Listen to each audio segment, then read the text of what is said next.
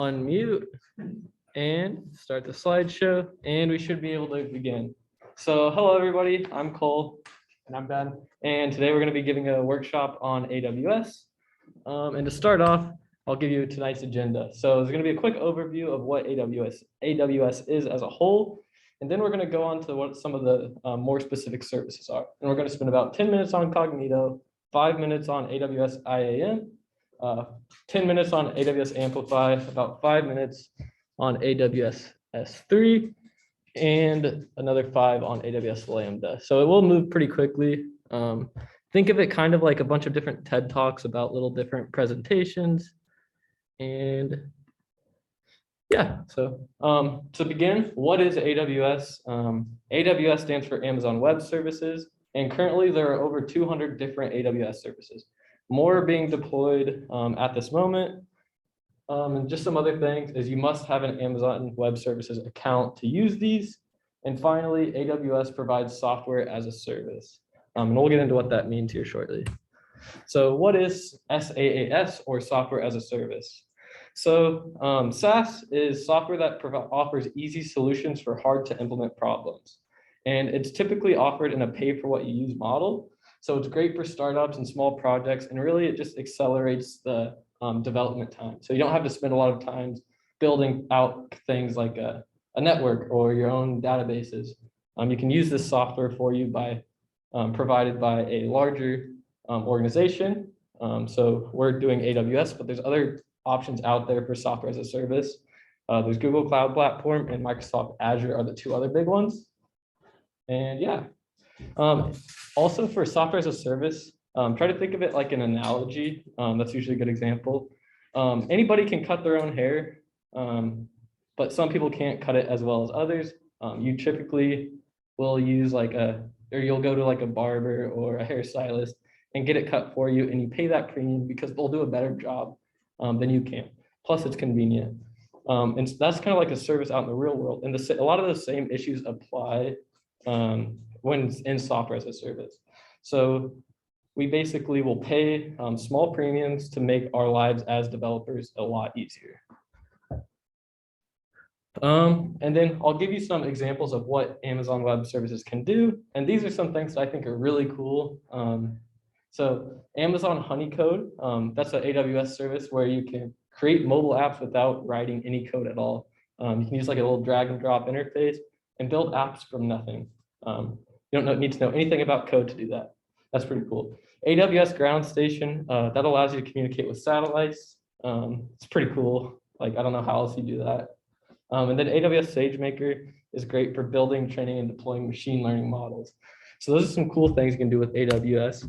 But what about some practical examples? And this is what's going to be used in a lot of the Hack for Impact nonprofit projects, as well as some projects completely just you'll see in your lifetime in industry. So AWS Amplify / EC2, I guess those are two different services, but they allow us to host the applications we develop. That just makes things easier, and we'll go into some of these in more detail as well. But things like AWS DynamoDB, Lambda, and Cognito allow us to have a serverless app, and we'll get into what that means in a minute. And then S3, SNS, and SES. I guess S3 stands for Simple Storage Service. SNS is Simple Notification Service, and SES is Simple Email Service. So by including those in our applications, we have ready-to-use solutions for technical challenge that might not be so easy to implement. So how to use AWS? To begin, the first thing you'll need to do is create an account. It's not too hard to do. If you just look up AWS account creation, you can figure it out.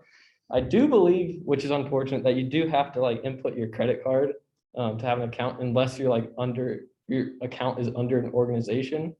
But even if you do put in your credit card information, they aren't necessarily going to bill you. A lot of the services have free models, but it is something to keep in mind.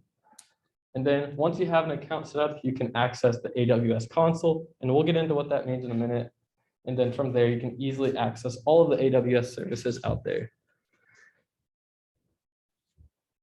So the first service we're going to go over in more detail is AWS Cognito. And what is AWS Cognito?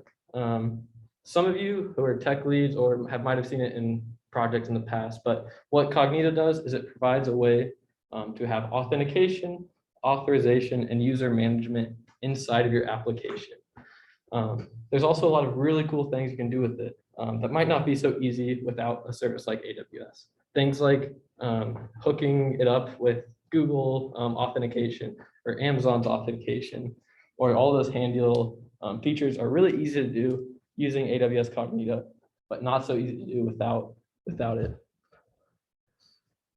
So AWS Cognito solves quite a few problems. The big one is that authentication though. So that entails like managing users and the credentials and even like active sessions. So it'll like take care of things like if you are previously logged in, you might not have to like sign out. It can store that over time. That's like super handy. If you've ever tried to do that without a service like Cognito, it's not as easy as with it. So when should we actually use AWS Cognito? It solves the authentication problem, as I mentioned before, and that's really tedious to implement without it. Another cool thing about Cognito is it is like very useful with other AWS services. So things like IAM, which we're going to get into next, Amplify, and DynamoDB, these kind of like all work together, and you can create something like even more powerful than just using Cognito. And I guess to really answer the question of when to use AWS Cognito, when you're building mobile and web apps and need authentication. So after this, we'll get into a demo, but real quickly, how can you use AWS Cognito? What you're gonna want to do is you have to connect Cognito to your app. You can do this with an Amplify, with OAuth, and I believe there's other solutions out there for connecting it to your app. And then you'll create a user pool, which we'll actually do really quickly in a short demo. And then you can, I think I meant to say choose sign up and login like configuration. So there's a lot of customizable things you can do within authentication. And we'll go over some of those in a quick demo. So let me hide this one. And what we're seeing here is the AWS console. Whenever you create an account, you can just, we'll go to the home page and you'll see there's a whole bunch of different services you can use. There's services that like relate to like databases, front-end web and mobile, all sorts of things, game development, that could be fun. But for us, we're just gonna stick to a few certain services that we're gonna know and learn a little bit better today. So that one that we're gonna go over today is Cognito. And here we are like within the Cognito service on AWS. So what we're just going to do is we're going to show what it's like to creating a user pool. And a user pool is just like a whole group of different users. So think of it in some of our nonprofit projects. A lot of us will have volunteers that are signing into our app. You can have a user pool for volunteers.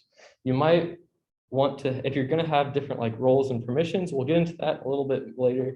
But one like kind of route you can take is have different user pools for people with different permissions. So to actually create a user pool, we're just going to go ahead and follow along with these steps. What do we want to name it? I don't know, test demo. And then we'll get into the customizing the attributes. And this really like kind of is where Cognito is really powerful, is because it provides a bunch of different options for what you can do. If you want the people using your app to have a username, then you can like select these. But the typical one is you just want people to log in with their email addresses. So we can click that and do that.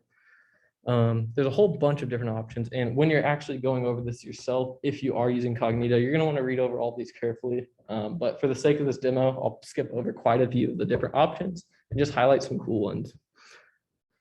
So let's say in our app that we want to build, we need to know things like the email, the first name of somebody, that's just going to be name, and then the last name. And then those will be kind of custom attributes we can use. And then if we have that in our sign up page, Cognito will just store all that information for us and make that nice and handy. You can also add custom attributes for like just about any fields out there, but we don't need to do that now. And then a couple other things I'll go over are some policies. If you need people to like have secure passwords, you can set a lot of these things for you.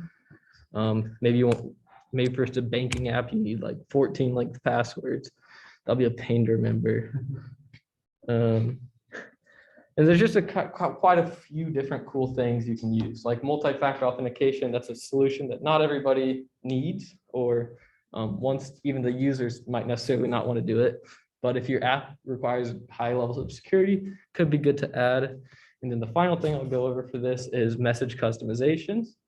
So things like email signups and like a forgot password email, you might want to like change what the email actually says and the content in it. And you can actually do a lot of these things within Cognito, the Cognito service. You can set like who it's going to be from. So maybe like a hack for impact account, reply to, maybe no reply, and a whole bunch of different other things. Real quick, does anybody have any questions or anything they want to see from the Cognito interface? Sweet. I guess hopefully nobody's asking in the Zoom chat. And then I'll quickly go over like how to actually use Cognito within your code. So if this is the front end we wanted, remember we selected first name, last name, email, password, and a confirmation password, and then sign up.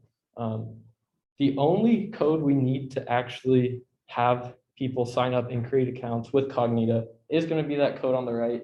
It might be a little bit hard to see, and genuinely it's like you can just find a lot of this code online. It's going to be there for you. AWS has great documentation.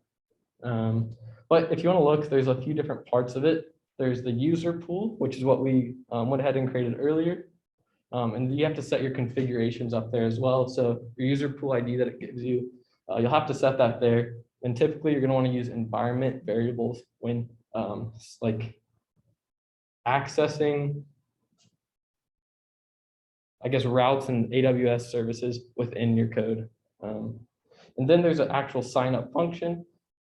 So you can add all the custom attributes. Remember, we had name, family name, which is last name, and email, and then some error handling. And just like that, it's that easy. You can have working sign up and authorization within your app.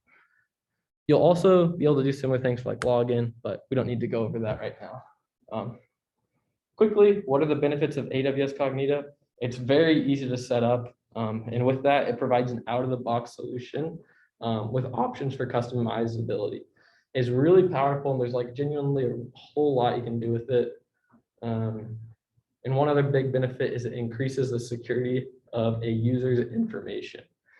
So if you try to create your own like whole authentication system, you have to worry about things like, are there any security leaks? Could any of my passwords be sensitive?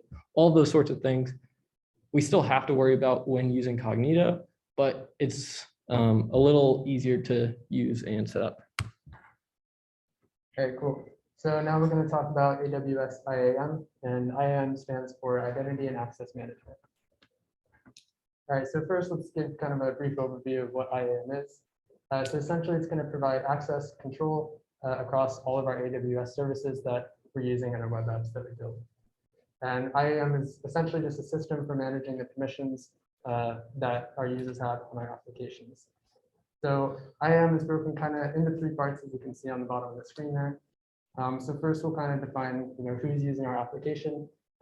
We can split people up into different groups or roles based on maybe, we have senior developers and interns working on our AWS application. So we kind of know who's logged in and who's using AWS services. And then next we move across and define who can access what on our services by writing policies for different user groups. So, maybe we have interns can only access one little database section of all of our AWS services because we don't want them to get into everything in the entire console. And then senior developers could access everything and have admin permission. So it kind of lets us define who's going to access what, and it's pretty easy to do that. So it solves a really big problem in application development because different apps are going to need different types of privileges and different types of users, kind of based on what we're building it for. So in Hack for Impact, we have pretty similar user privileges that we're going to use frequently, but that could vary based on what project you're working on, maybe in an internship or in industry. So kind of an example that we would have at Hack for Impact, maybe we have an admin who needs to export volunteer data, kind of send that data, make a publication about it to track hours, things like that. So we would have an admin role with those privileges. And then next we could have a moderator role who just needs to view that data, kind of make sure it's all up to date and it's all valid, but they can't export it, so they don't have quite as much privilege. And then finally, we would have a volunteer who's kind of our day-to-day user of the application, but they don't really need to view that volunteer data because it's personal, kind of sensitive information that you wouldn't want everyone else seeing your data. So a couple benefits of AWS IAM. So I kind of just touched on it a little bit, but it's going to increase our overall application security just by defining these permissions and kind of restricting what certain people are going to be able to do in our application. And then kind of as Cole mentioned with Cognito as well, it integrates really well with our other AWS services. We'll kind of give an example of that later, how IAM is going to interact with other services. But again, it's just a super clean setup to manage who's going to be using what. And then it improves that user experience as well. So, users don't have to worry about, maybe a volunteer is looking at data they shouldn't be, or they have access to, permissions that they don't want, and they don't have to handle that. So we can just do that here. And then finally, I'll go over a little bit kind of how Cognito and IAM are different, because they sound somewhat similar on the surface, but they are two distinctly separate services that work well together. So kind of as Cole was just talking about, Cognito is going to handle that initial kind of account creation setup and authenticating users to make sure they're allowed to be using those AWS services, right? So once they've gone through kind of the Cognito process of authenticating, that's where IAM comes into play and determines, who is this person, what group are they in, what role do they have, and what should they be accessing. So they work really well together, but they are different services that do different things. Thanks, Ben. And now we're just going to do a quick demo of the actual Iam Console. And this is always harder than it looks to get there. More hide the loading meeting controls. And now we can actually go to IAM. And we'll just briefly go over what it actually looks like. We're not going to go into too much detail, but there is a couple things we can do and a couple key things we want to point out. So the first thing we want to do is have user groups like we were talking about. So there's the one for admin that should have a bunch of permissions, everything you might need, an admin might need to do, they should have that permission. Staff maybe is a little bit lower. And let's say we wanted to actually create that volunteer user group. Pretty easy to do. We just go ahead and volunteer. Let's say I'm going to be a volunteer. We can put me in that group. And then we can actually attach certain permissions to this group, this volunteer group. And all of these are like different things, different AWS service permissions that you might need access to. So one common one is S3 or simple storage service, and we'll go over that in a little bit. But let's say the volunteers only need read-only access, which is probably what they will genuinely only need, because they're not going to need to be like creating, new things. They're just only going to need to be reading it. So go ahead, create that, and we have a new user group. We can go back, see that here, see there's one user and the permissions are defined, and you can add as many users to that as you need. There's a few other options, like you can view your users and you can sort by your groups. There's roles, which we didn't really cover too much now, and we probably won't. For a lot of these AWS services, we're only going to kind of cover the surface and the fundamentals. With each of these services we go over, there's really a lot you can do, and a lot of that is just you'll have to kind of figure out as you're using it. Most of these, most of your IAM uses probably won't need to deal too much with identity providers. but if it is specific to your use case, you might need to know these sorts of things. And then moving on to AWS Amplify. This one is really cool and is kind of, we'll see how a lot of these AWS services play together when we're using Amplify. So what is it? Amplify is an all-in-one solution for creating, developing, and deploying full stack applications. And this is where it gets a little bit confusing, but AWS has a bunch of different services you can use. Amplify also has like a bunch of different services that are connected to it that you can use. But for terminology's sake, we'll just say Amplify has a suite of tools that can be used, that can be added into your app. And you can do this all through a user interface, which we will go over in a little bit. So how does it work? With Amplify, you can easily create continuous integration and continuous deployment methodologies. So let's say each time somebody pushes code, you can, I guess, have a new version of that code that gets deployed, and that's what the users will see. This isn't as important in Hack for Impact, but in industry, a lot of the teams you'll be on will have continuous deployment. So each time you're going to be using, or each time you add a new feature, it's going to get directly added just on top of what you already have. So with Amplify, all you really have to do is create a backend with that. Then you can connect your app to it. Then you just have to manage the users and content. That's going to be where some of that Cognito and IAM came in earlier. And then you just have to build out the UI. And Amplify kind of is a solution that encompasses all of that. And we'll go over how that works in a minute. So Amplify has a bunch of features. These are just some of them. It has a solution to authentication, has solutions to analytics, environments and CI/CD, notifications, storage, server-based hosting, serverless hosting, and a whole lot more. Most of the projects you use are just going to need a few of these. Most projects will need storage and auth, maybe analytics, depending on the thing, depending on the project, and yeah, also hosting as well. So now we're going to go straight into a quick demo. We're going to show Amplify Studio, and hopefully this will be the best way to kind of actually get an understanding of what it is. So if we go back to our console, we can actually go into Amplify.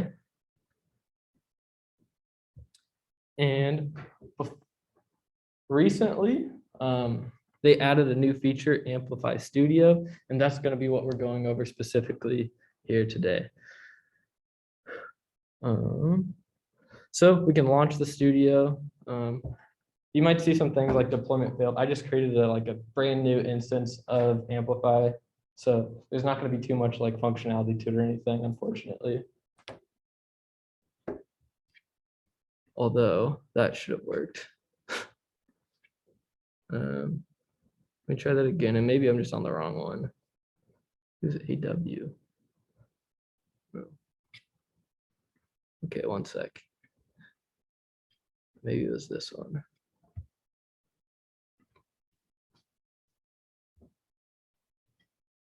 Okay.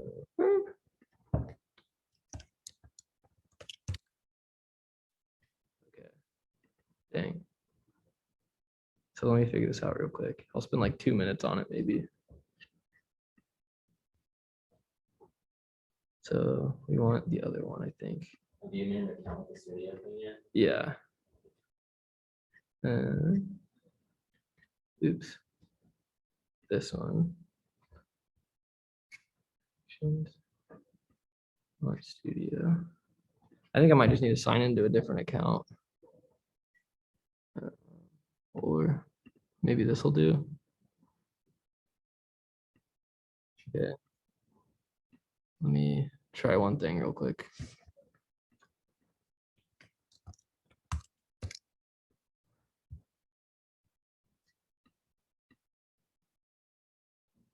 Okay, this was working literally an hour ago.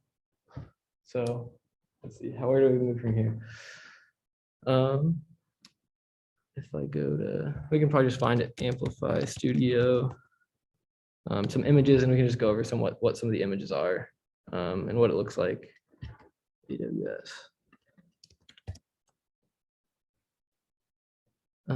This is a good one. And let me full screen this.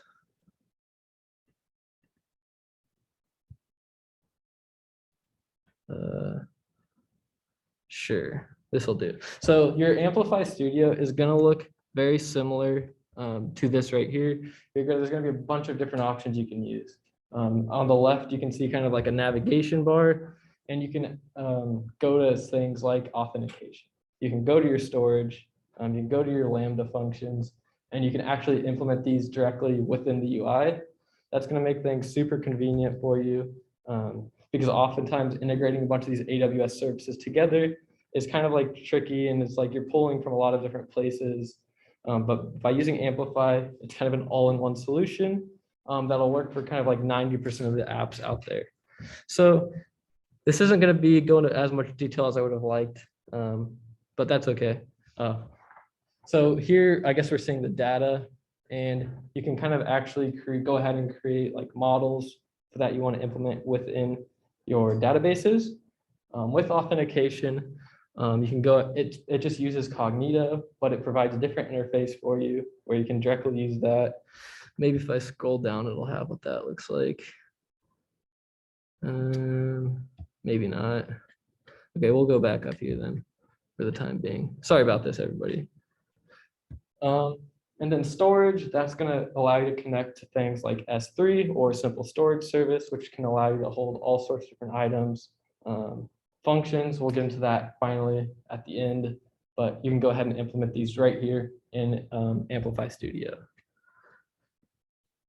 Oh, there's also a sandbox, I guess, that I could have used. That's kind of like, you don't have an account created, but it does allow you to kind of learn more about what each of these is. I wish I remembered that right away. But things like hosting your app, it just uses AWS Amplify, and by default, kind of after you have an account, it'll tell you exactly what you need to do, how you need to implement it. It has video tutorials and stuff like that. Authentication is very similar to what it looks like in Cognito, but you can go ahead and implement that directly into your Amplify Studio, and that makes things easy. Quickly, we'll just look at some of these other ones. Amplify Storage integrates with S3. Functions integrate with Lambda. And I think GraphQL maybe as well. And as you can see, there's just like a lot of different things you can do. If your project needs notifications, you can look into this and figure out if you need it. And then moving on, what are some of the actual benefits of AWS Amplify? The biggest one is it shortens development time.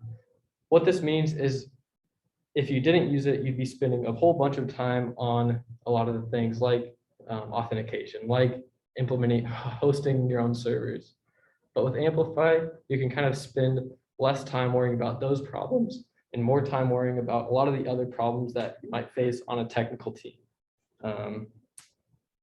And more specific to team as well. Another cool thing about Amplify is it works like on a lot of different platforms and frameworks. You can use it for iOS, Android, React Native, Flutter, Ionic, React, and a whole bunch of JavaScript frameworks. And finally, it integrates with CI and CD. So what that means is once you kind of set up your initial hosting of your application, you'll never have to kind of worry about deploying it every time. It'll kind of deploy as you go, and that makes things really nice. And then when you're going to want to use Amplify, Amplify doesn't aim to solve problems for our users. It actually aims to solve problems for developers, and that's really cool. It's good to see that as a developer, we love seeing these new technologies that make our lives easier. Another thing to note about Amplify is you wouldn't use it on a project that already exists. You wouldn't want to migrate it over. It's because it is for developers. It's going to make things easier from scratch. But if a project already has these solutions, it's probably not worth going back in and changing how you did everything just for that. Cool, thanks, Will. All right, so now we're going to talk about AWS S3 or Simple Storage Service. So a brief kind of overview of what AWS S3 is. It's just a cloud storage service that is going to allow us to kind of hold all the data we need for any web application. It works with our typical JSON structured data we've used, and it works with unstructured data as well, which is really cool. That just includes kind of stuff like PDFs, images, videos, just kind of any other data type that would otherwise be pretty tricky to maybe deal with traditionally, we can just throw all that into the S3 databases. They allow us to store and access files up to 5 terabytes, which I'm sure you realize is quite a bit of space. Will probably be sufficient for any nonprofit team that we're working on. And then one really awesome thing about it is they charge kind of a as you need fee of per gigabytes per month. So this is really good for our nonprofit teams and working with other nonprofit partners because that allows kind of our nonprofit partners that we're working with to only pay for the storage that they're actually using. You know, maybe if they have a month that nobody's logging in to their web app and no one's volunteering, they're not paying, like an outrageous, fee for a service that they're not using, and they can use that money to then, further their social good impact through their own mission. So it solves a lot of problems for us that we need simple storage to integrate with our other AWS services. So it makes storing and accessing that unstructured data pretty easy. So if we want to add, some more functionality to our web apps with nonprofit partners, maybe they want a service for users to upload photos to use for publicity. That's something we could use with these databases to store and use those images for nonprofit partners. And then it reduces the hardware and maintenance cost of traditional data storage. So, we're not setting up any kind of hardware ourselves. We don't need anyone to maintain our servers and, know how to operate that kind of stuff. It's all handled by Amazon and it's durable. They can always back up our data. And then kind of going along with every other service we talked about today, it works really well with our other AWS services like Iam and Amplify. So there are a couple of use cases of simple storage service. So the first one is just kind of the typical web applications that we're building and have for impact, just kind of storing our objects and data that users are interacting with there. It's also good for backing up large amounts of data. So one thing that simple storage offers is you can back up previous versions of data. So every time your data changes, you can have a backed up version. That way, if maybe someone goes in, clears the whole database, instead of losing all the data, you just lose that most recent version and you're not kind of stuck with nothing in your database. And then it offers static content hosting as well. If we want some static websites, images, things like that.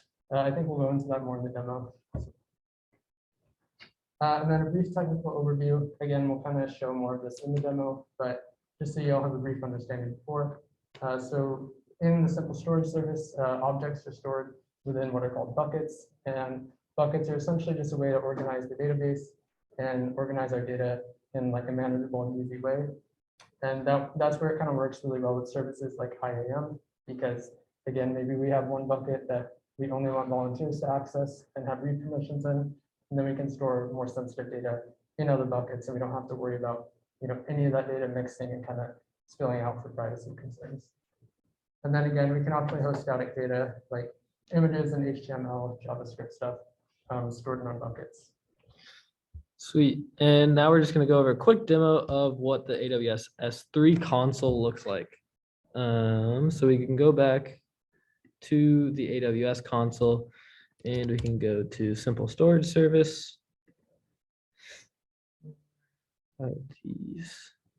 And we'll go to this demo. This is a bucket that's already been created. And I actually just like right before this, I added some static content into these buckets. So we're just going to be able to see kind of a few nice things. So as mentioned earlier, as Ben mentioned, there's a lot of static content hosting, and this is actually kind of the same functionality as like how different users can access this data.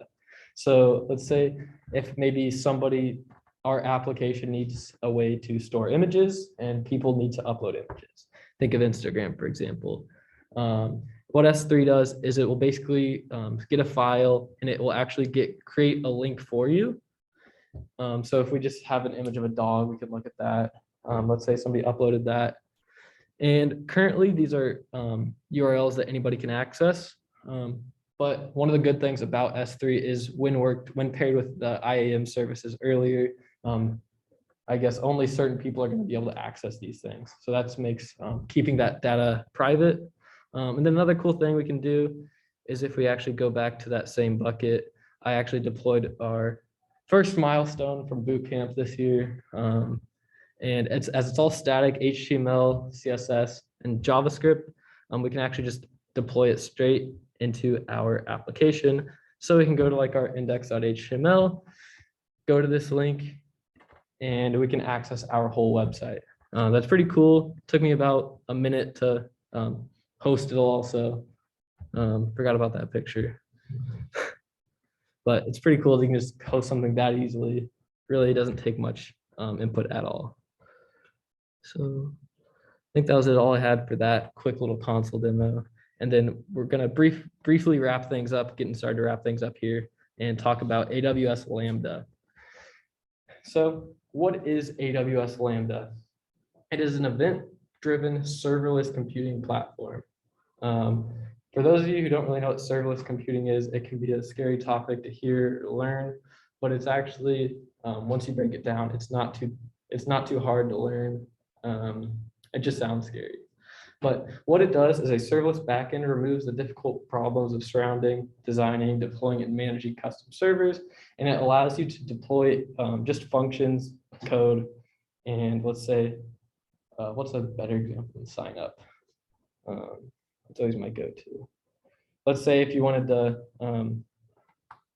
I guess, just submit a volunteer form of how long you worked. Once you fill out your form and you hit that submit button, you can just run code that is serverless without needing a backend. And you can put that code directly in your AWS Lambda console. So what are some of the benefits of it? Is it really saves time, effort, and money. And why that is because you don't have to worry about having custom servers that are running all the time. You really just pay for what you use. So every time like that submit form is called, you might pay like a fraction of a penny, and just for that code to run for like however long it takes. So super cool. And serverless allows you to build a scalable solution. Think if our app has like one user, that's fine. It's probably not going to be expensive. But if our app has thousands of users who access our application at various times, we're only going to really pay for what we need and when people are using our Lambda functions. That's super cool. So what are the use cases for it? Web and mobile backends. So that's kind of the main use case and how we'll use it in Hack for Impact. The Internet of Things backends. Those are really great because something like a fridge, a fridge doesn't, you think about like one of those cool fridges, but there's not servers managing those fridges somewhere. A lot of it is pretty simple functions that can just be written like in response to like how full your fridge is. You can kind of have a function for that. And like all of these AWS services, they pair really well with a bunch of the other ones. And then a brief technical overview. Creating Lambda functions, there's a lot of different ways you can do it. The way I would suggest is there's blueprints that exist for you. So when we're like working with S3, there's already blueprints for creating functions like getting an object from S3. You can just use those, maybe change like one line, and you should be good to go. And then deploying Lambda functions. Once you create it, you have to deploy your function. And that's just going to be that anytime anybody can hit it, I guess, hit that function whenever, then the server, some Amazon server somewhere is going to run for like however long it takes. And then it's done. I guess it's no longer deployed until somebody needs to access that function. And then triggering events. One thing that's kind of important, a big distinction from having a backend versus having a serverless backend is that on a backend, you might have a whole bunch of code, but with serverless, you're only going to really trigger code in response to events. So in response to button clicks, in response to mouse movements, in response to like maybe an Alexa voice command. And then one final technical term is a cold start. This is really the big downside of serverless functions is when you do hit one of those functions that you've created, a Lambda function, it's going to take some time for that function to run because it has to send a connection to a server at Amazon, and that server has to spend a little bit of time getting booted up and like figuring out what the code it needs to run is. And then it'll actually run your code. And that'll take a little bit of time, usually no more than like 5 seconds. But if you do have like a really high performance needing app, probably are going to want to have your own servers and worry about that. But for a lot of the hack for impact functions, a second here, there is not a big deal. And then I think I'm going to skip the quick Lambda demo. I didn't really have anything planned for it. I was just going to kind of show the console, but we are kind of running a little bit low on time, so we'll just skip over that. If anybody wants to see it, they could stick around after, and I guess I can show them. But just a quick wrap up of some of the AWS services. There's over 200, and AWS is just a solution for software as a service. And then what is AWS Cognito? That's basically this solution for authentication, whereas AWS IAM is the solution to access and who can access what. Amplify is kind of your all-in-one solution for building web applications and mobile applications. So that's going to be very useful for a lot of projects in terms of speeding up development. Then there's S3, which just allows you to store data of all types and sizes and host that as well. And then finally, Lambda is a serverless event-driven way to deploy functions and have those just be a serverless solution to your code. And then there's some random things about Amazon Web Services that I think are pretty important that everybody knows, but they didn't really fit in anywhere in the application. So I'll put some down here and I'll go over them. So it's important to know the pricing structure of the services you use. Like S3 was kind of like, it was like what, 2 cents a gigabyte, I think, if I remember correctly. That's something you have to keep in mind, because if you're going to store like large videos or large content media, that can add up, and there might be different solutions to it than what you need. If you really aren't careful and don't pay attention to what the price of an Amazon Web Service service costs, then you can really blow through money. So that's just something to keep in mind. Another thing is don't give permissions to people who don't need them. Think about the IAM, and there was that volunteer volunteer user pool we created. We don't want to give our volunteers the ability to change passwords. So it's very easy as a developer to say, oh, if they can access anything, that'll make my life easier. I don't have to worry about that. But that is a really important thing to keep in mind.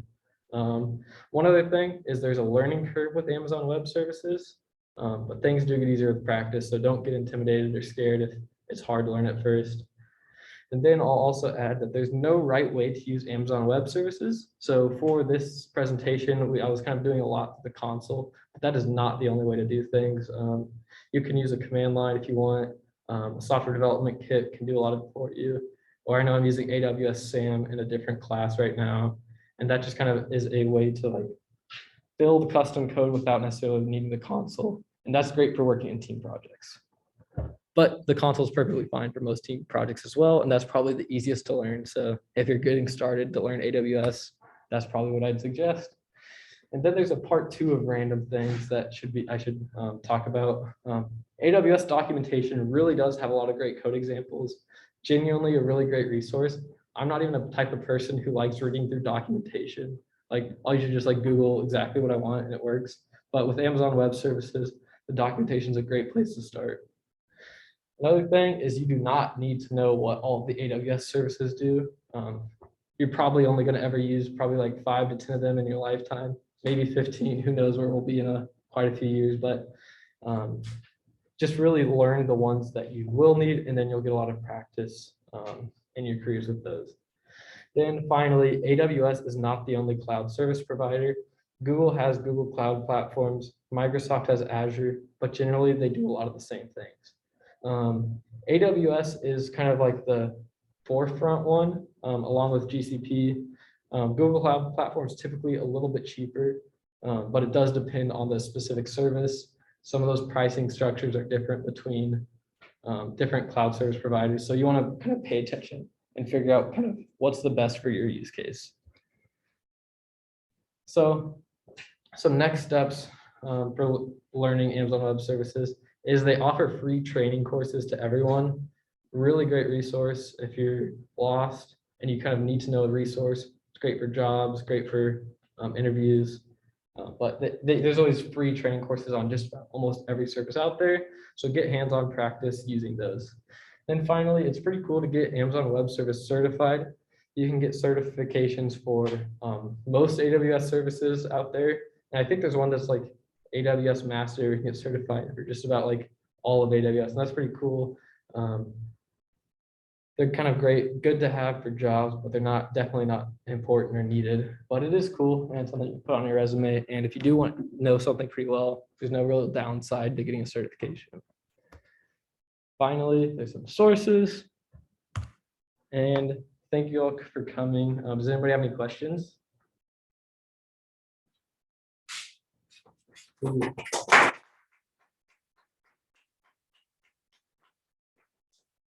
Stop recording. Oh God. Oh wait.